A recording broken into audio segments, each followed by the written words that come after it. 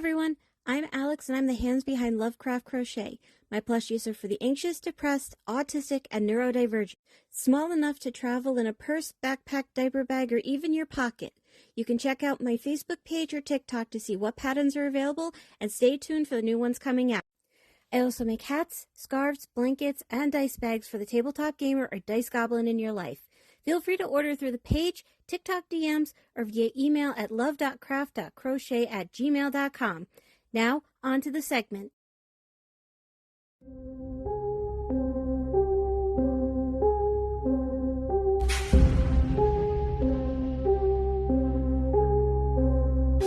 Urban legends, missing heaven, hookman coming for you, missing 15 minutes.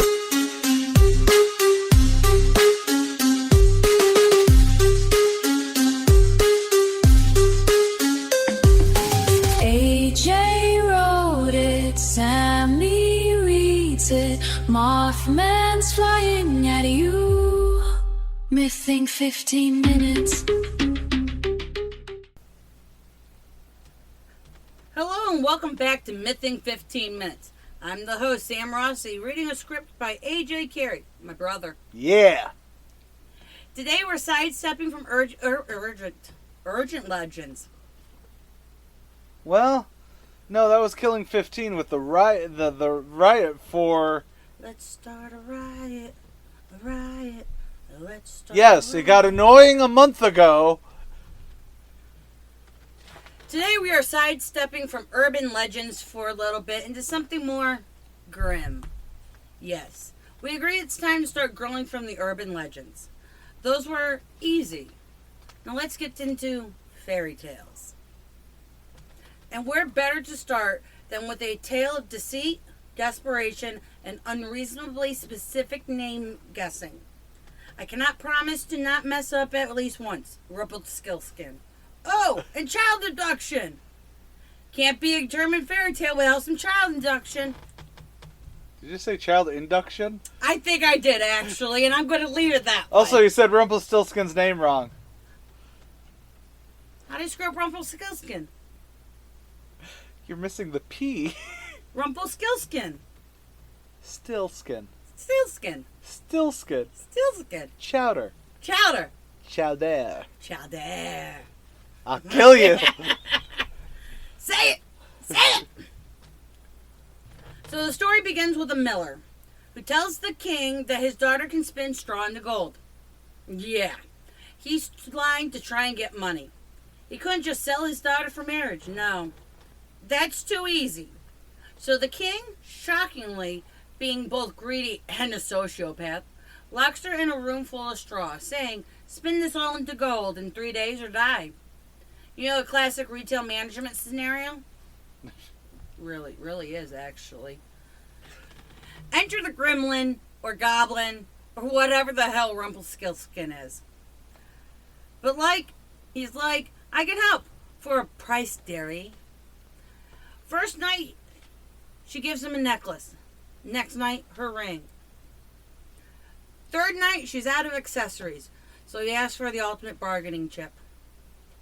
Her firstborn child. Dun, dun, dun. She agrees because when given the choice between certain death and a magical contract, well, you'll regret it later, but you'll choose door number 2. That's future AJ's problem. And that's future AJ's problem. Fast forward a little bit.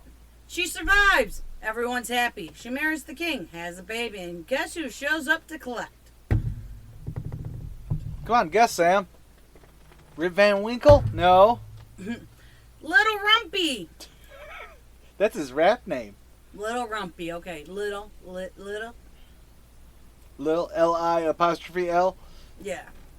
Ready to cash in on his weird fairy baby claws. Of course, you can't have a magical contract without a loophole. As decreed in the infamous court case of Georgia v... Is that Georgia or Gervina? Georgia. Okay, there's a V in it this time.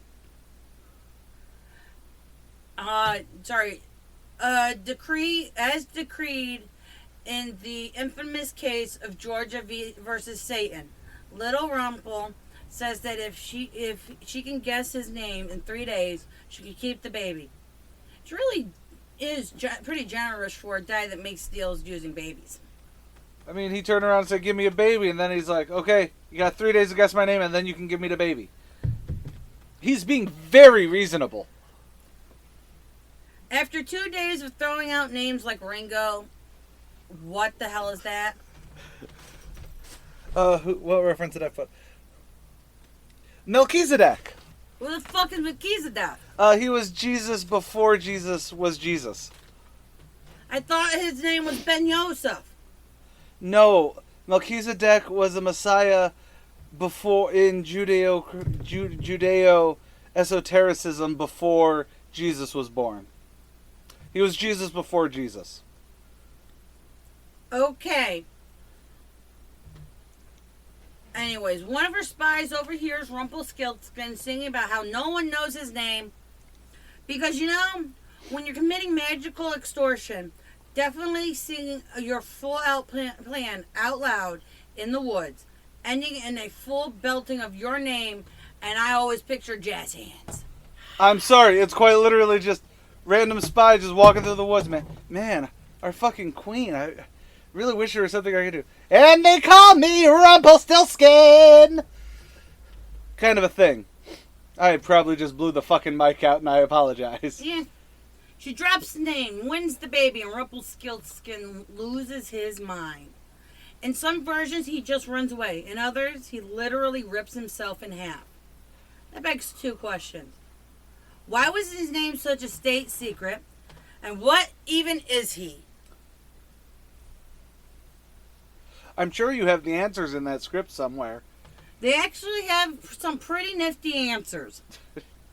See, the Brothers Grimm compiled their fairy tales in 1812, but they were all oral traditions, and some historians trace this tale of Rumpel to being an evolution of the tale from the 1st century CE by Dionysius of Halicarnassus. Dionysius of Halicarnassus. I knew Dionysus. Not when you hear that back. Bet you any money Dionysus is fine. The other part is You not. said Dionysus. Whatever. Sorry for needing you to read Greek. Fuck you. I believe the proper response to that is fuck you. However, more close to home, there's always been esoterica Yes. about the true name having magical capabilities. Knowing a magical creature's name offered control over that creature, which is why Rumpel is usually depicted as a dwarf or goblin. Given that time and region, though, it's safe to say he was most definitely some sort of the Fae. They really like abducting children and making deals. Although, fun fact, his name itself may just be an euphemism for wrinkled... Really? Rumpelstiltskin in German translates to rumpled tall stilt, which was also around that time a euphemism for the gentleman's sausage. So a rumpled stilt Would be a would be a wrinkled dick. Alright, so I just wrote foreskin, but I got to the portion of wrinkled foreskin, and To my be brain fair, could we didn't know what his religion actually was. He might not have had a foreskin. He might have been Jewish. You're right. Funny, he didn't look Jewish. Then again, it can be a cautionary tale about not lying about your skill sets or making deals with strange men who apparate in when you are locked in a tower. Then again, it could also be about economic disparity. The miller lies about his daughter to move up in the world. The daughter makes a deal with Mr. Gold to be able to not be killed and even become queen, and the king wants wealth. And you know what? Rumpy was just the guy who scapegoated by everyone since he did all the work, but for what? Exposure, apparently. That's right. AJ make me say anything he writes that I don't read ahead. That's the end of it. Yeah. Yes, we're going to end with some Rumpelstiltskin apologists. actions from you, which is quite brave, Sam. A woman in 2025 trying to scapegoat the guy who wants to kidnap children. I don't know if the golf clap is coming through or if it sounds like I'm fapping, honestly. I'm not entirely sure either. We'll find out when we're... Well, we'll fix it in post. So anyways, that is our first fairy tale. I figured a nice bed of urban legends was quite easy, because fairy tales ultimately are just folklore. Yes. In fact, the reason we call them fairy tales is strictly because the Grimms, when they compiled it, called them fairy space tales. You know what I mean? Because they're magical in nature and everything, not just folklore. Right. You know. They you know... But I've also always loved the Rumpelstiltskin one. It's always been so classic. It really is a classic. And sometimes it's really stupid. It really is, but you also have to think, I think Rumpelstiltskin inspired the Briar Rose fairy tale. Because think about it. Maleficent helps out the kingdom. Does she, though? I think you're going by that movie You're right. that just wanted to be wicked. And then she was an okay fairy until she got metaphorically raped. I'm sorry, he stole my wings after we fell in love. It has very rapey vibes. I cannot argue with that. And then she became kind of a cunt. But she kind of had a justification on that. Yeah. So, anyways, she gets... Actually, no, sorry. I forget. That was a hospitality thing. Right.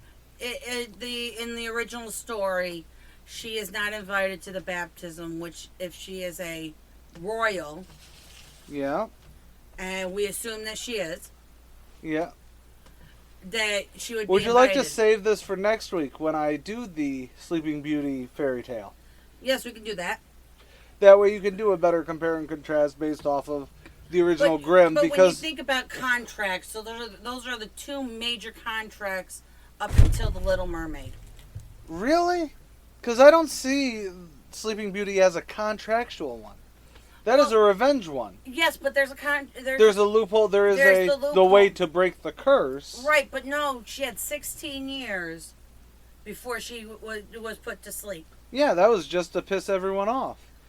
But it was a magical contract. But it wasn't a contract. It was a magical contract. How is it a contract?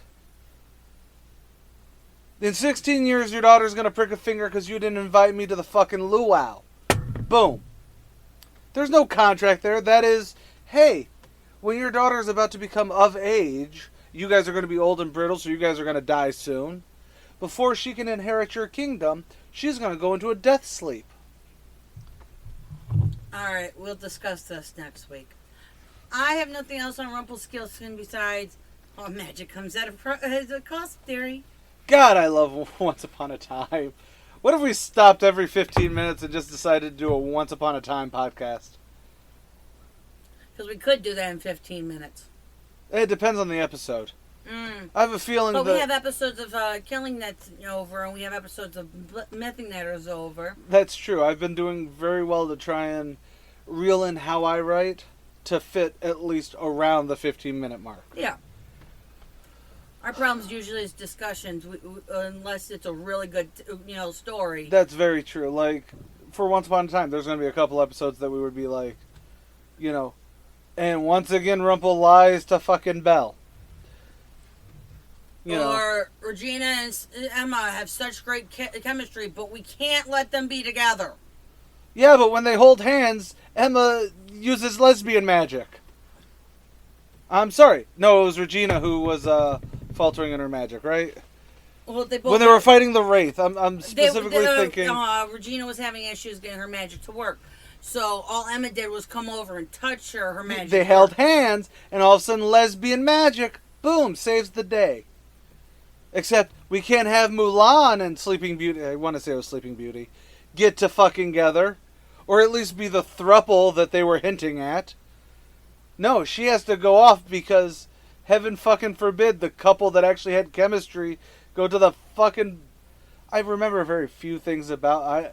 I read a lot of fanfic. That's the only reason. Yes, I know so you do. much. In fact, no one knows this. The very first thing me and you recorded right before doing 15 minutes was us just talking about fanfic. This is true. It was actually not a bad episode, I think.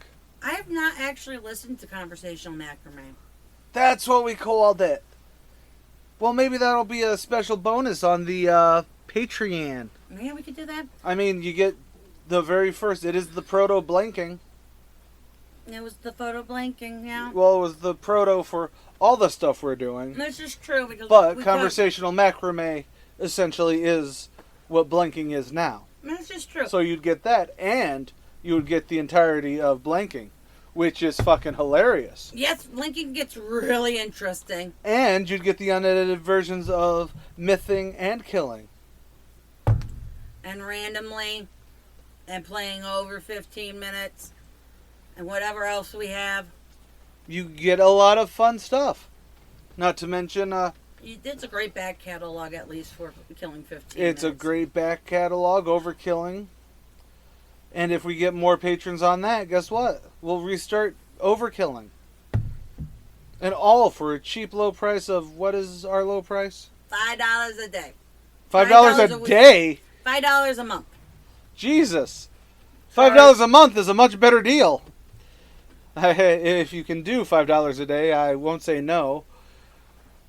We do have a pseudo goal of about $300 so we can get a new drawing tablet so we can do a lot more stuff that will get us onto the YouTubes better than what we have now, or had now. I'm not sure how last time we updated anything on there. This is true. So it would be 17 cents a day to sponsor us. See, and now we just need Sarah McLachlan in the background. In the arms of an angel. Is it an angel or the angels? In the arms of an angel is what I hear. In the arms of the angel. Works both ways. I know it does. Anyways, not the point.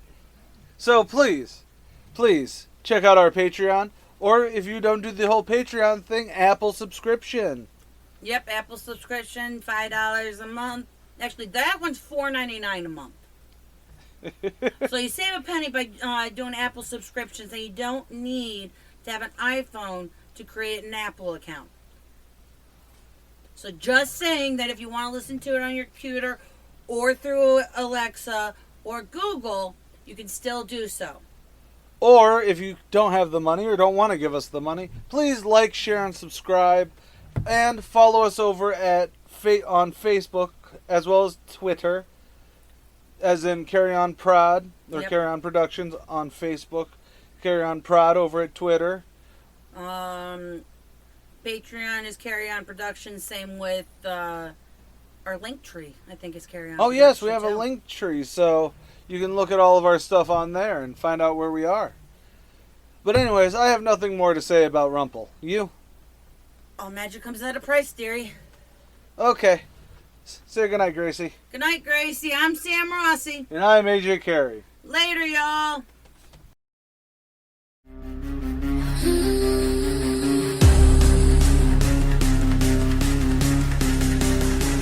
Missing 15.